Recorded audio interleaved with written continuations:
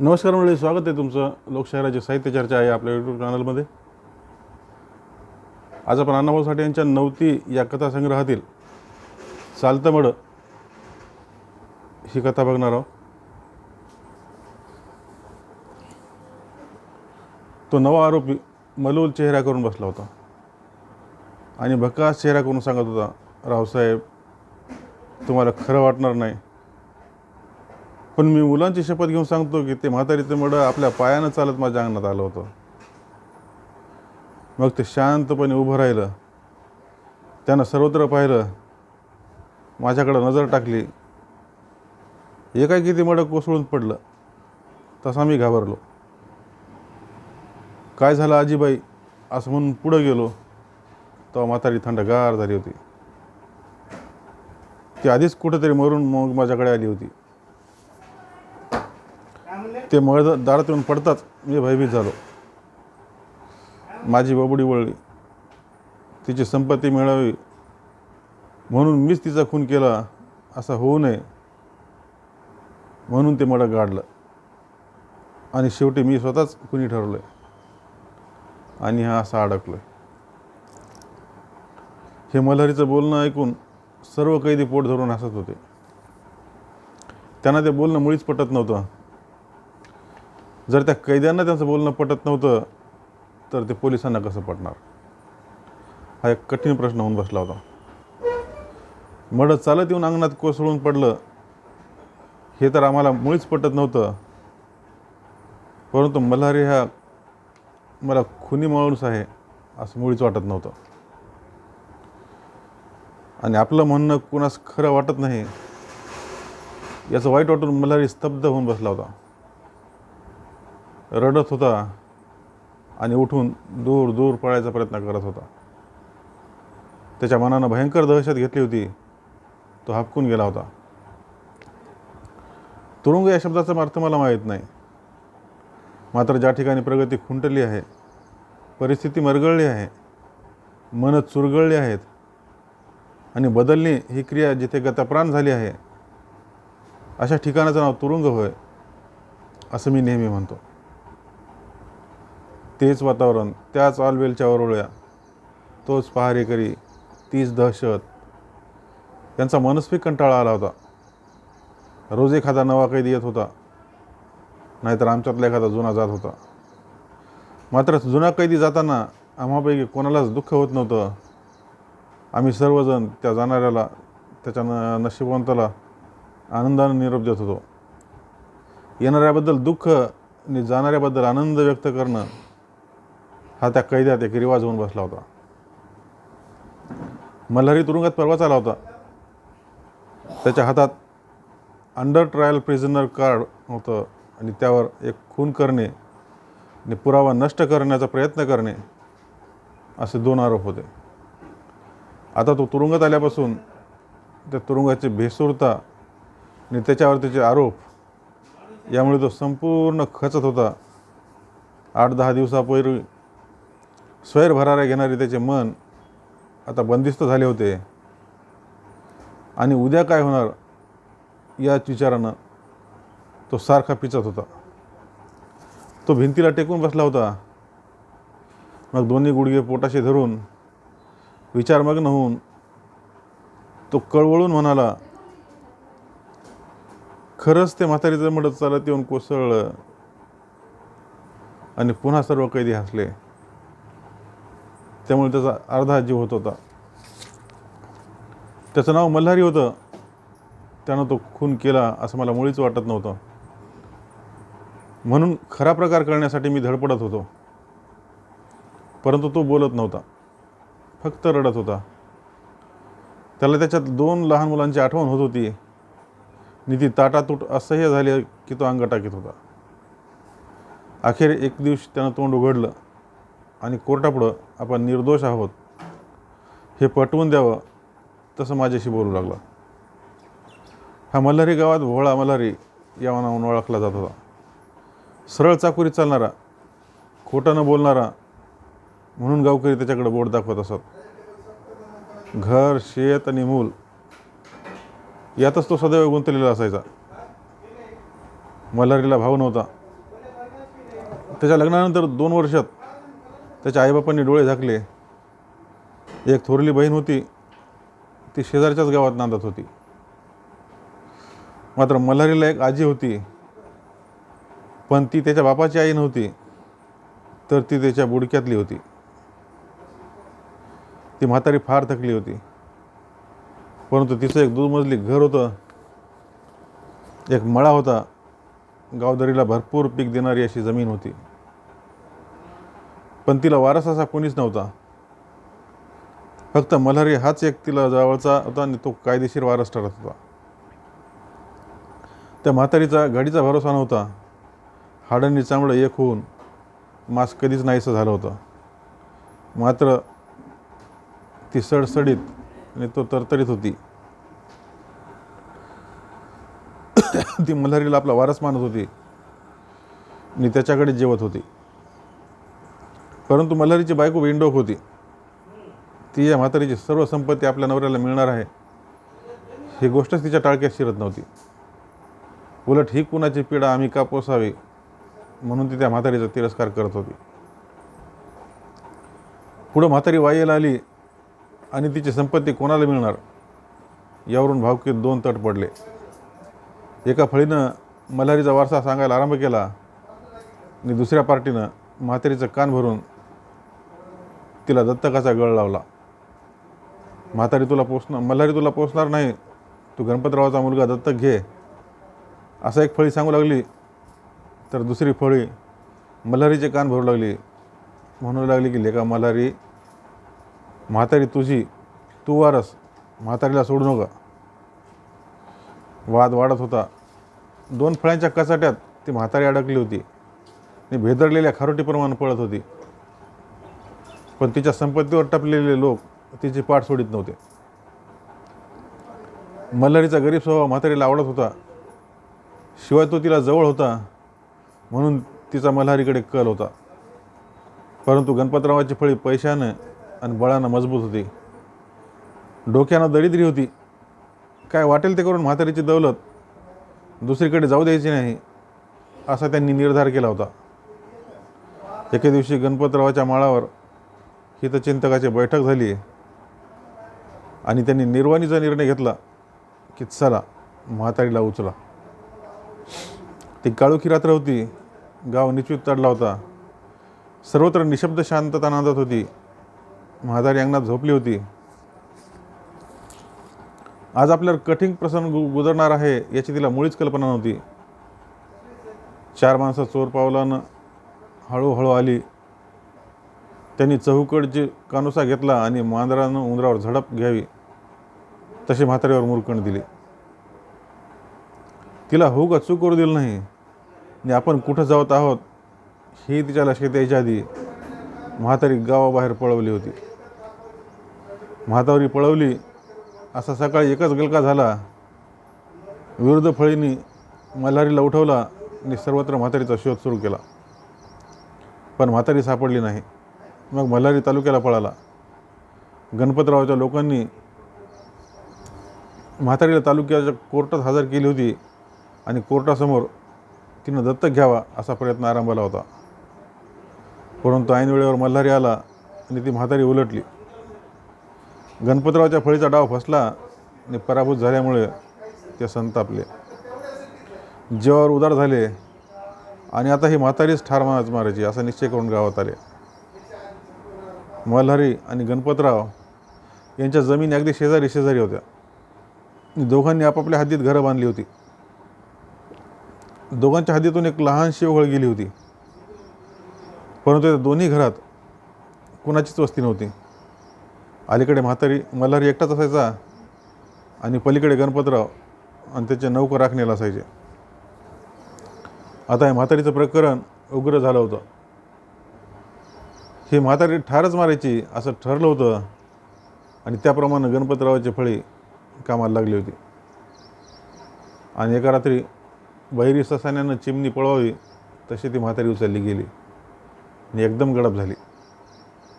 मल्हारीनं आणि त्याच्या दोस्तांनी पळापळ करून तिचा शोध लावायचा प्रयत्न करून तालुक्याला कोर्टाकडे धूम ठोकली, पण सर्व धावपळ व्यर्थ गेली. म्हातारीचा पत्ता लागला नाही. मग मल्हारीची निराशा झाली. म्हातारीची संपत्ती जमीन मला मिळाली नाही त्याचं मला दुःख नाही. ती गरीब म्हातारी माझ्यासाठी आपल्या प्राणाला मुकली, फार वाईट झालं, असं तो मनात म्हणत होता. 4 दिवस भराभर येऊन गेले.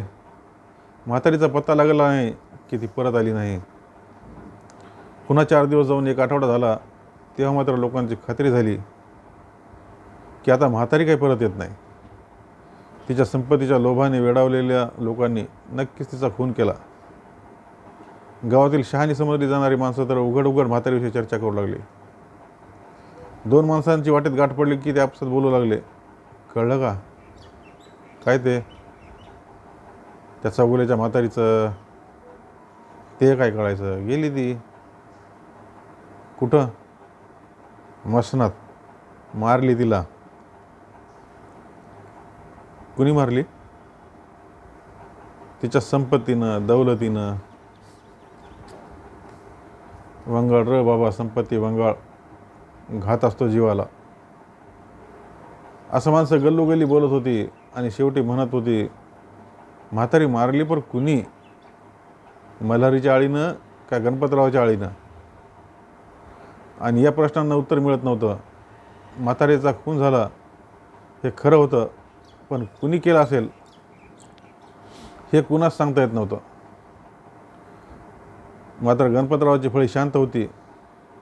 तिची कसलीच हालचाल होत नव्हती.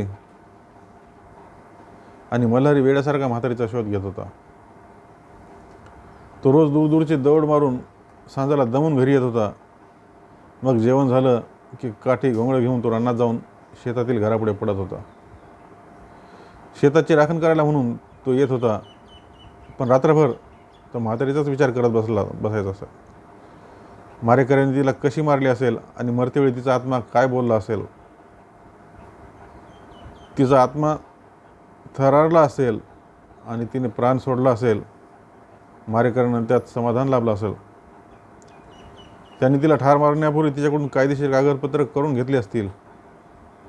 ते आता लवकरच तिच्या जमिनीचा, संपत्तीचा आणि घराचा कब्जा करायला येतील.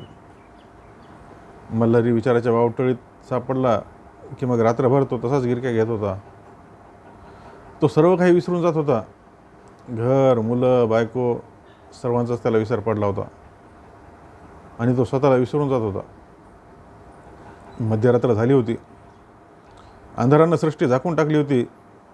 सर्व रातकिडी किरकिरत होते. त्यांचा तो आक्रोश भयान वाटत होता. मल्हारी शेतातील घरापुढे अंगणात निवांत बसला होता. तो कशाचा तरी कानोसा घेत होता. जवळ 2 घुबडं घुमत होती. त्यांचे ते निरनिराळे आवाज त्या रात्रीची भयानकता वाढवित होते. ओघळी पलीकडील गणपतरावाच्या घरात किंचित हालचाल जाणवत होती. रोज लवकर झोपणारे गणपतरावाचे चाकर आज उशीर हळूहळू बोलत होते. गणपतरावाच्या घरापुढून आलेला एक गाडीमार्ग मल्हारीच्या घरापुढे येऊन डावीकडे गेला होता.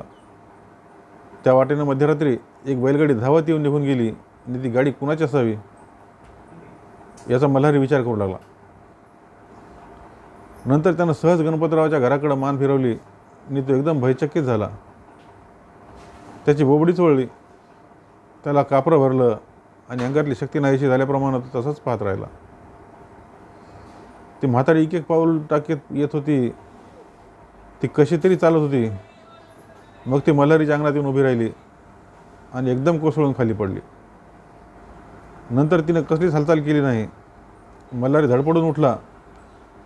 त्यानं म्हातारीला चाचपून पाहिलं, पण ती कधीच मेली होती.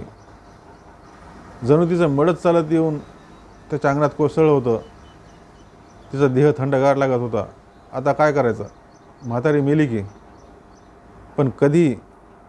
ती कधीतरी आधीच मेली असावी, पण तिचं हे मढं चालत कसं आलं? मल्हारीच्या डोक्यात नव्या विचारानं आणि भीतीनं स्फोट केला. त्याच्या काळजानं ठाव सोडला आणि त्याचं विचारचक्र उलट्या दिशेनं सुरू झालं. सकाळी लोकांना हे समजलं. मग ते धावत येतील. म्हातारीचं मडं आपल्या गंगणात पाहतील आणि म्हणतील म्हातारीची संपत्ती मिळावी म्हणून मल्हारीनंच तिचा खून केला. मग पोलिसात वर्दी जाईल आणि आपण अडकून पडू. मग काय? आता कोणी नाही असं म्हणून मल्हारी घरात गेला. त्यानं कुदळ घेतली, फावडं घेतलं आणि आपल्या बांधाला डबरा खणला. कमरे इतके गोर तयार केली. मग त्यानं म्हातारीचं मडं उचलून त्या गोरीत घातलं, माती लोटली. मग काळजीपूर्वक जागेसारखी जागा केली आणि तो निर्धास्त झाला. त्यानं म्हातारीची विल्हेवाट लावून मग निवांतपणे अंगणात बसून तंबाखू खाल्ली. आता काय करायचं? ही आधीच म्हातारी मेलेली चालत आली कशी? म्हातारीचं मडं माझ्या दारापर्यंत चालत काय यावं? आणि इथं येऊन ते पूर्वीच मेलेलं मडं का कोसळून पडावं? खरं आहे, त्या म्हातारीचा माझ्यावर जीव होता. ती माझ्यासाठी मारली गेली म्हणून ती मेल्यानंतर का होईना माझ्या दारापर्यंत आली. पण तिच्या त्या मड्याच्या येण्यानं मी घोटाळ्यात पडलो ना. लोकांनी मलाच खुनी ठरवलं असतं आणि मी फुकट फासावर चढलो असतो. या विचारानं मल्हारीच्या डोक्यात धमाल केली होती आणि आपण चालत आलेलं म्हातारीचं मडं गाडून टाकलं याबद्दल त्याला आनंद झाला होता. 1 महिना पुन्हा संपला. एके दिवशी फौजदार गावात आला. त्यानं गणपतरावाची भेट घेतली. दोघांचं काहीतरी बोलणं झालं आणि दुसऱ्याच दिवशी मल्हारीला अटक झाली.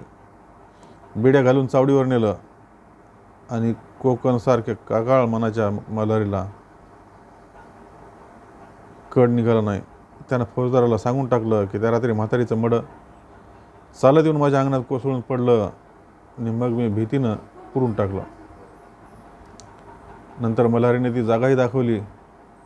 प्रेत उकरून काढलं. गावानं गर्दी केली. मडं कुजलं होतं. त्याची ओळख मोडली होती.